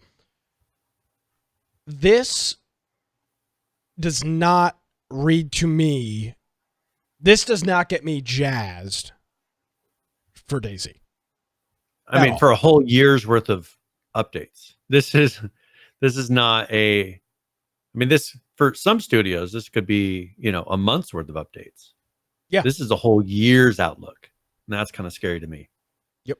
It's just like minimal effort. I own DayZ now.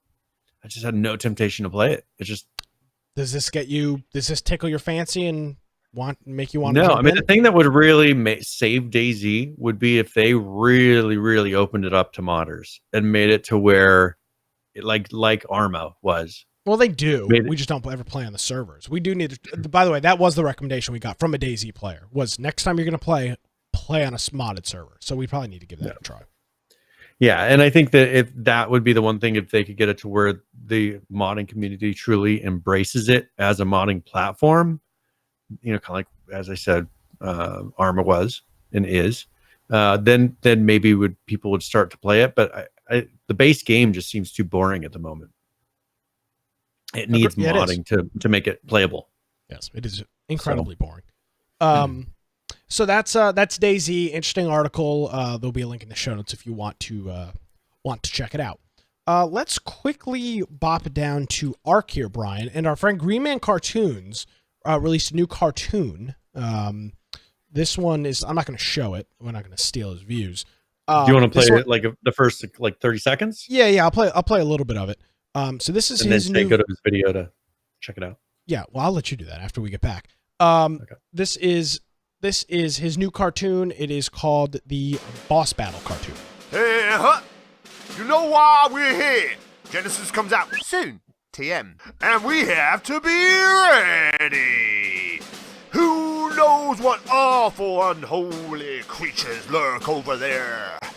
But when we ascend, we can face it with our cool heads and steely balls.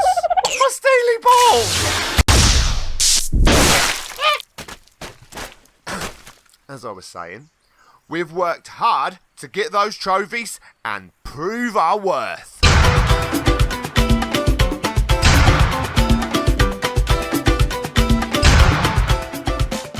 All right. Very good video. I don't want to show any more of it because that defeats the whole purpose of watching the video. And I don't want him to hit us with a copyright strike on YouTube.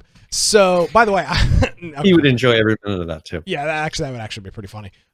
So there'll be a link in the show notes to that, or of course you can just search for his channel, Green Man Cartoons. Get over there, hit a like, leave a comment, and hook our boy up with some social stuff on. Views. Yeah, well, not in the views, but the extra things that you can do on YouTube to promote a video. So, props to Green Man. Very funny video and very accurate for for an ARC player. So, outside of that, though, boy, Brian, ARC is going ham this week with the updates. Yes. We've got like a lot of little updates. We got like 6 or 7 updates here. What what are we looking at? All right, so a lot of these are having to do with, remember the anti-meshing thing that we discussed last week? Yes, sir. A lot of these are kind of continuing that. Okay. So first of all, there's 304.447. And this one was done on the 22nd, and it's improvements to the anti-mesh system. So whatever they had implemented at that time, they improved it a little bit. Then there's 304.4480. And this was on the 23rd, and they fixed anti-mesh issue with unconscious players. It must have been that unconscious players were registering as being in the mesh, and then who knows whatever it was doing to them. Fixed anti-mesh issue with the ice cave in Ragnarok. Then 304.4481, they fixed several anti-mesh false positives on Extinction and Valguero, and that was on the 24th. Then 304.45, they updated BattleEye, and then they fixed several static meshes to improve the anti-mesh system. That was on the 26th. Okay. On 304.453, this was on the 27th, the improvements to the action-taking capabilities of the anti-mesh system. So they changed how it deals with people that it thinks are meshing. And then 304.454, this is on the 28th, they fixed an issue with the anti-mesh system where ladders could cause a false positive, and they fixed an exploit with refertilizer. So that is all the updates to current. All right. So a lot of anti-mesh stuff. Yes. And now, Brian, we are running a couple of ARC servers. We have 6. Yes, we have 6 ARC servers currently. With, pretty much all the main maps. All the maps, yeah. So it's not like one map with a bunch of different like variations and specs. It's almost all the maps. Yeah, and we have them linked so that you have the ability to transfer between servers. So if you need to unlock the engrams, right? Mm-hmm. You can go to Ragnarok, for instance, and unlock the engrams there. Whatever servers you have to go to unlock specific things, you're able to transfer your character, do those unlocks, and then go back to your regular server if you'd like. Or get a dino on another server, bring it back to yours main one. So it's pretty nice. Yes, it's very cool, and you've done a bang-up job with that. I know I've gotten a lot of messages from people that are playing on those servers actively.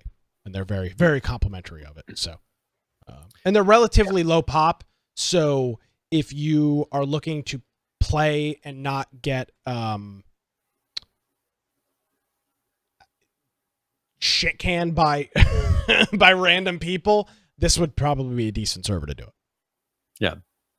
Yep. And we got a decent number of people that are playing that, as I said, aren't on our community. And so that's what we always kind of want. It's kind of fun to play with all the people you know, but it's also fun to have other people around you that you don't know, so that it kind of makes it a unique experience. So, and we've been getting that.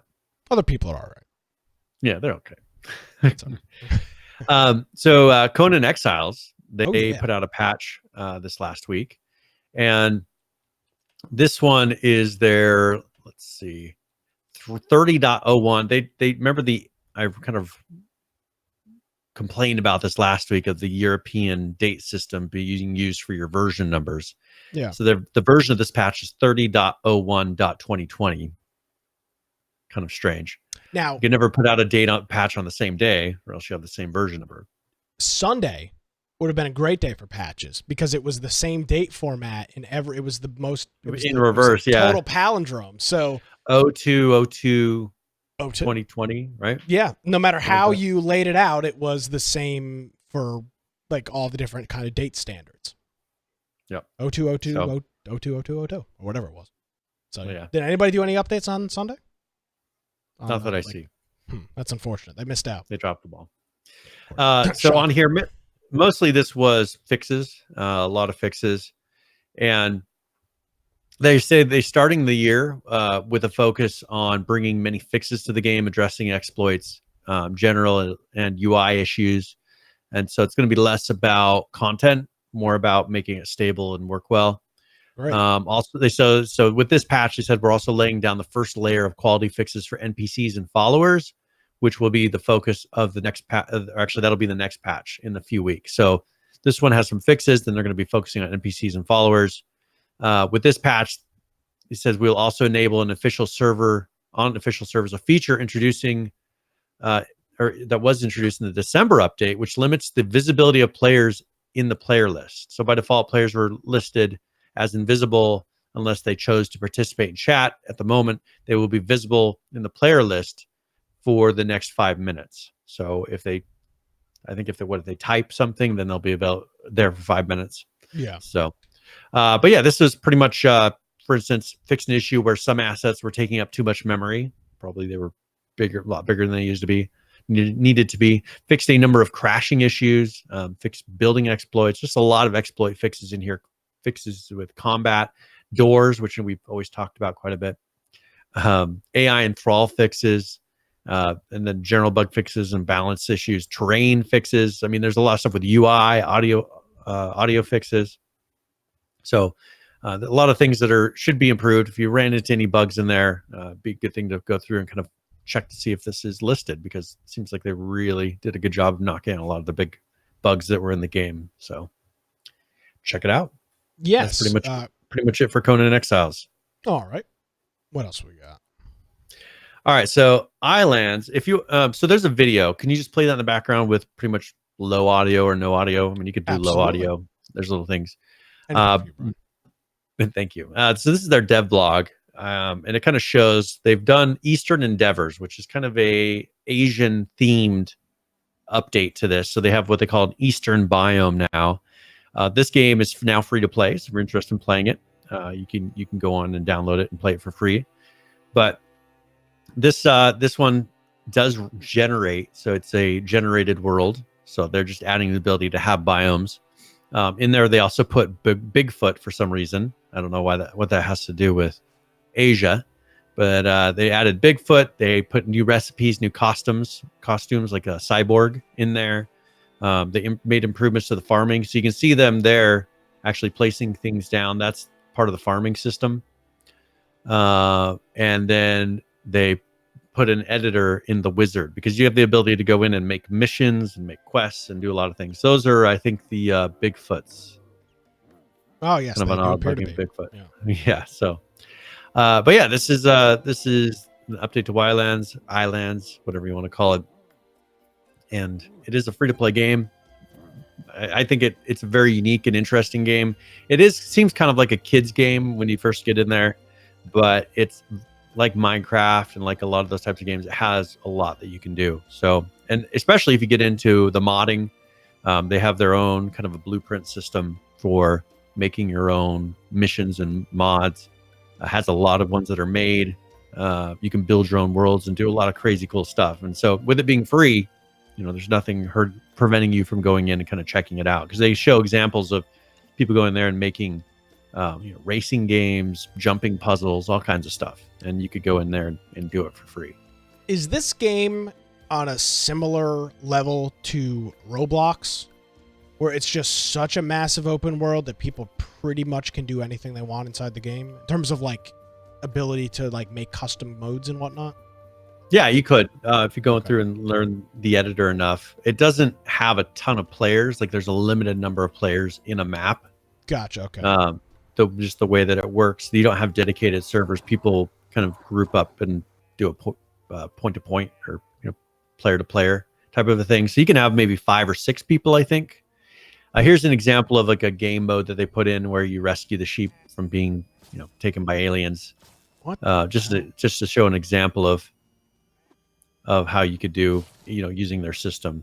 Make a little mini game. Does this seem like more of maybe a learning experience for people in game development than it is even a game? That's the kind of the vibe that I get. Doesn't seem like a game. Good. It seems like it'd be really good for kids. I mean, it's kind of fun in the open world part of it, where you can just kind of run around and so to explain, I guess, the gist of the game starting out, you start out on an island and you have nothing. You have to kind of advance your technology enough to build a ship. And then you have the ability to get on that ship and go to other places that have more advanced things, more resources, and you keep progressing. So that's kind of the base game. Then it has the mini games and the online parts and the editor to make your own things. Those are all kind of separate sections of it. So if you're interested in game design, this would be one way that you can go in and kind of play with it and learn some of those things. Because it has its own little editor and programming language and everything. So it is it's a pretty cool game. I played it for a while and I enjoyed it. It's hard to get other people into it because it does kind of that save system where it saves to the cloud, and then whoever logs in, downloads that save, and then you're connecting to that person. And oh boy, it's kind of a weird system like that. Yeah. Well, but they don't want to have dedicated servers, especially on a free-to-play game. Yes, which is incredibly expensive to operate. So we need to do that for Game of the Week sometime. Yeah, it'd be fun. People could check it out. I enjoyed it. I played it with some other people in the community, for a little, like a weekend or two. Yeah, let's try it over the next couple weeks. I think it's definitely worth it. Let's do it. Okay. Especially now it's free to play. Yes. Let's take a look at everybody's favorite battle royale, PUBG, real quick. There's a dev letter here called it's pretty clear what it is. It's called Blood Effect Improvements. That is what this is. With the December update, they've introduced improvements to the in-game blood effects, which include changes to both the environmental splatter and missing from bullet hits. There's been varying degrees of sediment from the community. Sediment from the community. That doesn't make any sense. Sentiment from the community. So we'd like to explain our reasons for the change. So they go through and they explain exactly why they changed it. I don't really care. It's blood effects. But here's a little video that shows.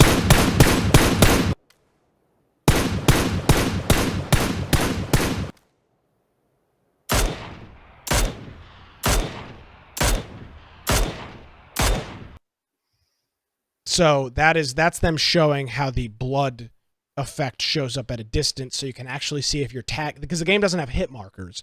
So your tag is the blood effect, and they explain how the process and the level of detail.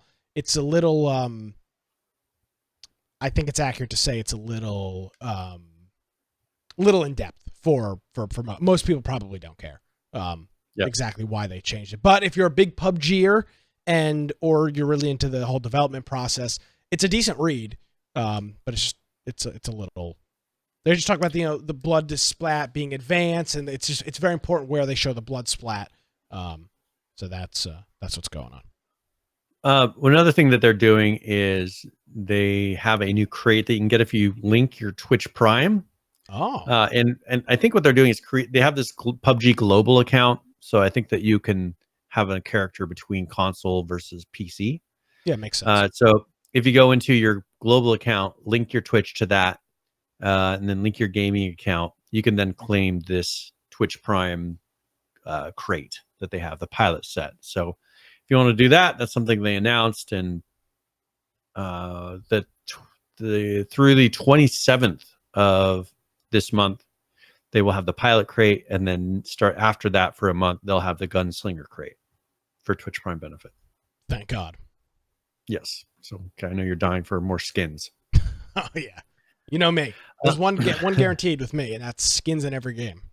Oh yes. So Apex Legends, they put out an update, and they have their new battle pass. Let's do the video first, because that'll cover some of the things we're going to be talking about here. So this is the announcement, the overview of their new Season 4 battle pass. All right, let's take a look. Last group of legends I slaughtered looked hopeful too. You already know. I'm gonna kill you today. Reveal your true nature with the Season 4 Assimilation Battle Pass, featuring a brand new set of legendary items. Watch out, I'm very skilled with the Scrapple. Sorry you lost. Immediately unlock the legendary 0.R99 at purchase, along with 3 new legend skins. Battle through the remaining 100 levels to earn the rest of the rewards, including legendary items like the Perfect Soldier Wraith, Cyberpunked Watson, and the reactive heavy metal Flatline. Hoping to meet your maker. They don't exist. Season 4 continues to let Legends personalize their experience with new music packs, loading screens and banners, themed banter for the Quip Wheel. No one had your back, huh? I hate when that happens. A brand new series of gun charms, and of course, a new batch of styled out skydive emotes. Say cheese! Unlock the Battle Pass right now, or upgrade to the bundle to immediately unlock those first 25 levels and become the perfect soldier. This is where it ends. Embrace your true nature and unleash your legend. Only with the Apex Legends Season 4 Battle Pass. That's the sweet aroma of fear. Why did we ever stop? I still don't know why we ever stopped playing Apex. Every time I see an Apex video, I'm like, oh, that looks awesome. And then every time somebody's like, my nephew Kobe plays it every day, and he loves it. So he's a no-lifer. Yeah, I guess. I'm just asking. The thing is, he plays it on console. He plays it every day. He loves it. Even worse. He's a peasant and a no-lifer. Well, he's just started getting into PC games. Okay, all right. He's a PC now, so showing him the master. But yeah, he plays it quite a bit. And so there's people. I think there's still a pretty big community of people that play it. I would agree. Yes. So I would say there is. It's a great game. Just don't have any interest I think in it's VR. the timing for us. We were already kind of burnt out on this style of a game at that point. I think if it had come out at a different time, we'd be very interested in it. Yeah. So, so first of all, go ahead. Not that this is the most accurate assessment in the world. So this season 4 video came out today, February 4th. Mm-hmm. It's already got 750,000 views on YouTube. Yep. So somebody is interested. You don't get 750,000 views on a video in less than a day if nobody cares. Yep. And they're putting out, the game is stable. They're putting out regular content. I think that they've done a really good job of supporting this game. Mm-hmm. One thing they've done is they've added a new character, that Revenant, to this. And so this is kind of a robot type of a character. He says, used to be human, used to be a hitman. And so that's one thing I enjoy about this is they put lore and backstory. They put those things into the game. So for people that are interested in it, they get kind of like we were talking about last week, get attached to those characters. I think that they realize some people enjoy that part of it and actually care. And so they put that in there. This one, this is their season 4. They've got new weapons. They've got a map update. They've got gifts if you log in, new gifts. They got new loot. There's a lot of stuff in this update. I'm not going to go through it all, but this is a pretty big update. So if you're playing Apex Legends, check it out. There's some pretty big stuff they've recently added. Yeah, Nisco says, well, they had a lot of streamers promoting the game. A lot of them didn't touch the game for months, and they could not get wins. Ha. Yeah, no, that's kind of how it works. I've always had decent success. I'm awful at all Battle Royale games. I am the least awfulest at Apex. Yeah. Probably because it kind of matches, but it might be that it kind of matches some other game that you play, like Call of Duty or something. Yeah, very to much where it feels more natural to you. And I think it's because they've got that polished movement and gunplay, where it's very not fast so hokey. paced. Yep. So I think it kind of fits more into what you're used to. And so I think that's why a lot of people play it, because it feels natural transitioning into it. Yeah. All right. So also we mentioned them early into the broadcast, but Darwin Project, they put out their 1.03. Most of this is balance and bug fixes. So on here, they replaced the teleportability with the turret on jet wings. The reduced jet wings air dash speed by 15%. So they're tweaking a lot of stuff in here where they're just tweaking that jet wings ability.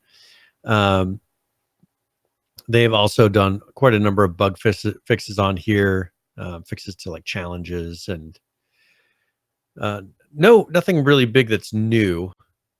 just fixes for this. So if you've been playing Darwin Project, and we'll have to put this on our Game of the Week list at some point and try it out now that because we haven't played this for quite a while. And it wasn't bad when we played it originally. I enjoyed the sessions that we played. It's just, I think it was a little too familiar compared to some of the other games we played. I tried playing it I want to say a couple of months ago. I can actually look at Steam. I tried playing it. I think I tried playing within the last 3 months, and I had a very lackluster experience. Darwin Project. I played it. Oh, that's not accurate. It says I played it in May. What else what's the other game that's like Darwin Project? Maybe I played that. I'm trying to think of. I played something else. It's a 4-man group. Wasn't Darwin Project though. It was something else. Now that I look at that time. Yeah, I don't remember. Snow game. Yeah, I don't remember either. But yeah, we'll. I think I know which one you're talking about. I didn't play that one. That was one where. Yeah, I think you played it on the demo or something. Yeah, I think it was Scavengers. Is it Scavengers? Okay, yeah. And it had a very much a Darwin Project vibe. And I know you had played it in like some trial. It was Scavengers. Yeah, it was Scavengers. Thanks, PH. I just felt the same way. Just kind of lackluster. PH just mentioned as well, and I'd seen this in some announcements, is that they're going to be releasing on Steam as well here soon. Oh, so okay. So that should up their player count as well. So I think, Apex is definitely looking to be one of the top of this style of game. I think they've done a good job of really setting themselves apart from the rest. So yeah, hopefully they continue to have success. Yes, sir. The Long Dark, they put out an update. So this is 1.73, just a couple of fixes. So if you've been playing this, they fixed a crash that was happening, or it's actually 2 crashes that were happening. So I'm not going to go into what they were, but small patch for the Long Dark. Rocket League, they had their 1.73 patch. One thing they added was the esports shop. Now features new items in there. So for the season 9, those include new teams. So there's 3 new teams that you can get gear for. And then they have items that they added to the shop for each of those teams. So like various wheels and decals and things like that. And then it shows where it'll feature the team's logo. So esports items will now feature the team's new logo. So anyone who owns previous versions of like the NRG esports item now will get the new logo on there. They've had a fan reward during they have the esports broadcast this month. So cool. You can get some fan rewards for that, and then 2 fixes. So a lot of this is having to do with kind of esports stuff, but I think they're really trying to make this, it's very much an esports game. Yeah. I think it's a perfect example of an esports game. Yes, and one that they're trying to do. They're not just streaming it; they're like actually having events, and it's hard. Like Call of Duty does this, CS:GO does this, Dota and League do that, but there's not many games that can have actual large scale events. That's very tough. You see a lot of them are abysmal disasters. So it's cool to see that they're doing that. Yeah. And this is a game that also I think is going to be the leader in how they do the crossplay, because they were one of the first to do crossplay on PS4, Xbox, and PC. But also I think they're going to be incorporating a lot of the Epic new features as far as having voice chat across all platforms, and just some of those extra features that we haven't really seen so much in crossplay yet. So hopefully they'll show those soon. Rocket League has been out a very long time. I don't know the exact date. It has been out. It is one of the oldest of games that we talk about on the show. Not that it's a survival game, but it's a very 2015. Yeah, that's an old game. For being the one that's actively played modern. Yeah, very, very popular game. Yes. But one thing they've done a good job of is keeping the mechanics up to date, and it doesn't seem like an aged or dated game. They do a good job of keeping it up to date. So yeah, and you can play it. You can even play it on your Nintendo Switch. I have it on the Nintendo Switch. Yeah, because I'm a Rocket Leaguer. Yeah, by the way, I just, speaking of the Nintendo Switch, I got an email from Nintendo today. It's like, oh, your $40 yearly charge for Nintendo Online is hit. And I'm like, God damn it. I bought it last time. I bought it last year to try Fortnite so I could talk about it on the show. And now I've spent $80. I've never touched another game online. So send us your Twitch subs. Yeah, we need it. Speaking of a game that you mentioned earlier, Brian, Realm Royale, their new update is here. Their OB23. That's the one that's coming out here in February. And it's called Deviled Eggs. And one of the new chicken skins is a devil. So a couple things here that they've got some limited time events, a rotating event. We've talked about this in other games. A rotating event that mixes and matches various rules to create entirely new ways to play Realm Royale every week. That is big. We've mentioned that PUBG needs to do that. Fortnite needs to do that. All these other games that have rotating game modes need to do something like this.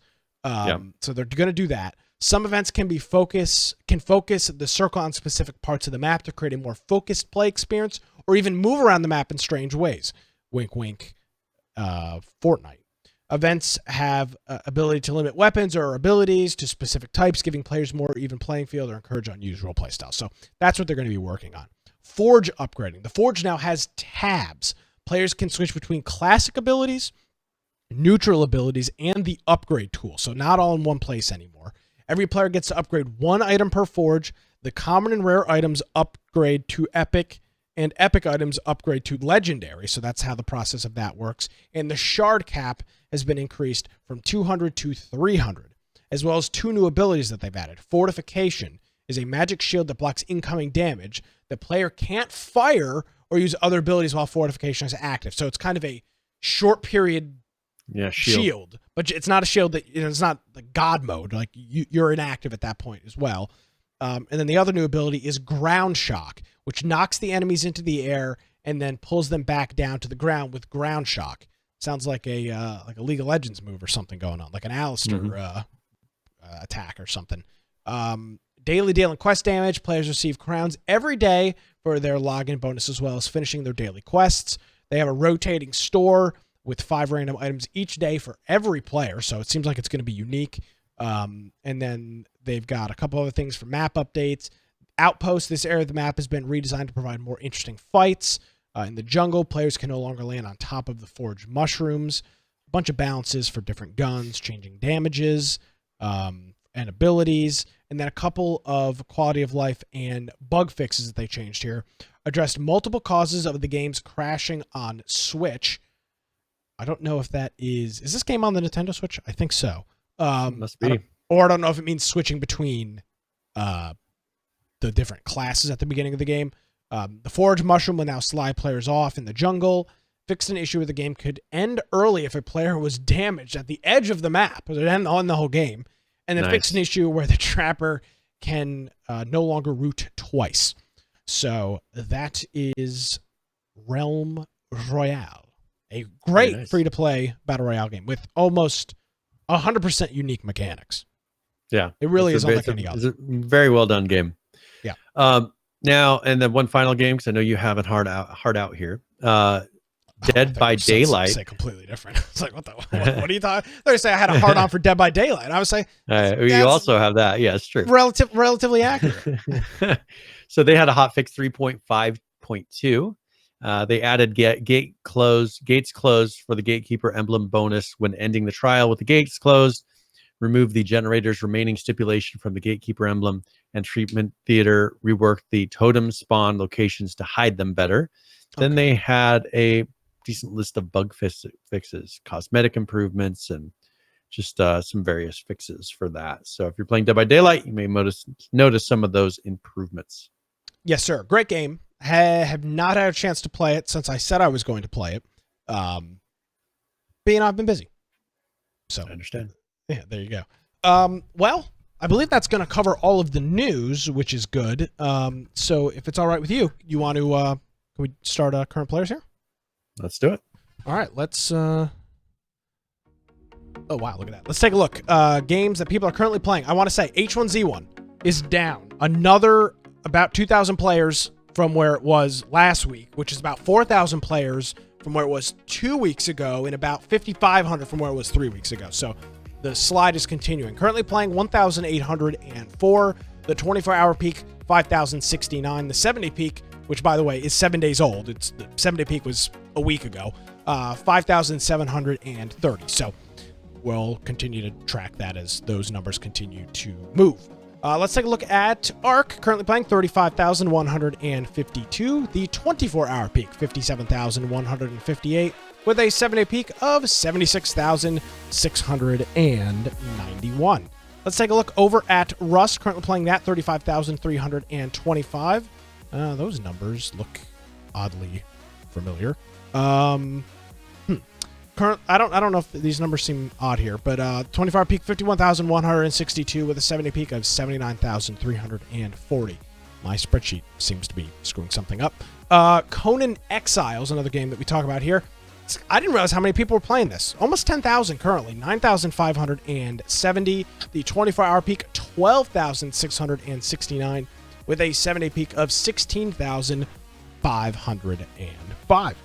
So there's current players, the games that people are playing, and the number of people that are playing them. Not sure what happened with Rust. My spreadsheet numbers are different from that, so sorry. No worries.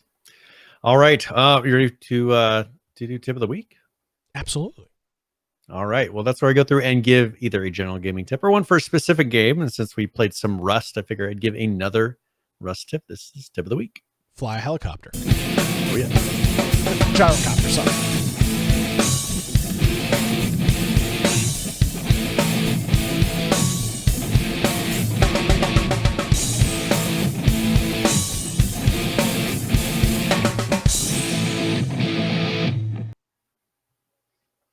All right. So one thing in Rust, you'll notice is there is cannibalism, but that is something that's kind of necessary early in the game. I don't know if you notice, there's a good chance you'll run across naked bodies laying along the beach and various places if you're on a high pop server. If you can kill these people, you know what? You can harvest their bodies and you can cook them, and it'll actually be decent food. I know in some games you may get a health benefit. Just make sure you cook it first. But if you find the people that are laying around and sleeping, harvest them for some food, because initially in the very beginning, it can be somewhat difficult to, in certain areas, find food. Or if it is a high pop server, it's pretty dangerous sometimes to go into the places with buildings and things like that. And you don't always find pumpkins everywhere. So if you do see somebody, don't be afraid to go ahead and harvest their body. One thing also you need to get used to is you're going to die a lot in this game. That seems to be a part of Rust that some people get frustrated about initially, but just accept the fact that you will die, especially on those higher population servers. So embrace this, have a good time. And one thing I think you'll learn, don't trust anybody in Rust. Go watch YouTube and see some of the videos on trap rooms and just various things that the game is tailored toward trolls. So if you think you're going to make a best friend and they're saying, hey, come check out my base, you will be locked in that base and you will be killed. And that's pretty much 90% of the end of that situation. Wow. So welcome to Rust. Hopefully you're giving Rust players no benefit of doubt. You are just saying no. I know better. This is Rust. I'm glad you've woken up. I mean, I've been in H1Z1, I tried to be nice to everybody, and that was kind of a wake-up call for me. On Rust, I know better. They're all like the worst of everybody we saw in H1Z1. So True. And which, hey, that's what you go into the game expecting. It's fun. So that is sir. tip of the week. All right. We got a giveaway. Who's winning a game? All right. So let's go ahead and draw this. Congratulations, Nisco 3000. He's been a long time, since the early H1Z1 days, supporter of the show, and hopefully he enjoys. This is a really good game. Shadow of the Tomb Raider Definitive Edition, $60 currently, and it has very positive ratings. This is the one that came out just last year, so this is one of the newer ones. So hopefully you enjoy that. And yes, thank you for entering. I think Nisco will like this almost as much as he loves Fallout 76, which he is a big fan of. So hopefully he enjoys this. And I guess a big Lara Croft fan as well. Fanboy. Yeah, it's all right. Everybody's got their own thing. Yeah. All right. All right. Well, we're kind of have a smorgasbord for Game of the Week on Friday night, so hopefully you'll join us for that. And I'll throw some games out there. If people are interested, I'll try to throw out some of those free-to-play games as well. So show up if you're interested in playing something. We'll figure that out at the time and jump in and have some fun. Yep, and we'll be back next Tuesday. Alrighty, Brian, where can people find you on the net? Yeah, if you want to find me at Boise Computer on Twitter, of course, my blog, biteoftech.com. But go to our website, infectionpodcast.com. And on the right-hand side there, join our Discord server. And that's a great place to help support the show by submitting news. So perhaps there's some game that you want us to follow. You can go in there and do that. It's where you can participate in our games of the week. Also, if you join our Steam group, you can get a notification for the live show, and you can join us and participate in the game giveaways, participate in the chat, and be a part of the show live. We have on there our Twitch, our Mixer, and our YouTube. So if you want to watch the video formats of the show, or if you want to listen to this, maybe you're driving to work or at work, we have our audio forms on the lower right-hand side for whatever kind of platform you happen to be on. If you want to check out the show notes, we had a number of videos, maybe a link to Green Man's new video. We'll have that in the show notes for all now 264 episodes up to this point. Also, if you want to support us financially, great way. If you're going to do any purchasing on Amazon, just go type in first amazon.infectionpodcast.com. That'll forward you right to Amazon with our link, or humble.infectionpodcast.com if you're going to be doing any purchasing through Humble Bundle. And then the Twitch Prime subs, which you've seen people do, which we really appreciate. And it's really made a big difference with everything that we do. So thank you very much. Yes, sir. Keeps the server up, helps our trip out to PAX. It makes all that stuff happen. So appreciate that. Appreciate everybody that is tuning in here with us live. We appreciate that very much. And Brian, thank you. We'll see you next Tuesday again for more antics as we do here each and every week. So thank you, and we will see you next week. See ya. Alrighty, folks, that's going to do it for another episode of Infection, the Survival Podcast. My name is Nick Craig. You can follow me on Twitter at Nicholas M. Craig. If you want to read a blog about Brian's server hosting, you can do that at dudeinit.com. Thank you so much for joining us, everybody. Have a great week. We will see you next time.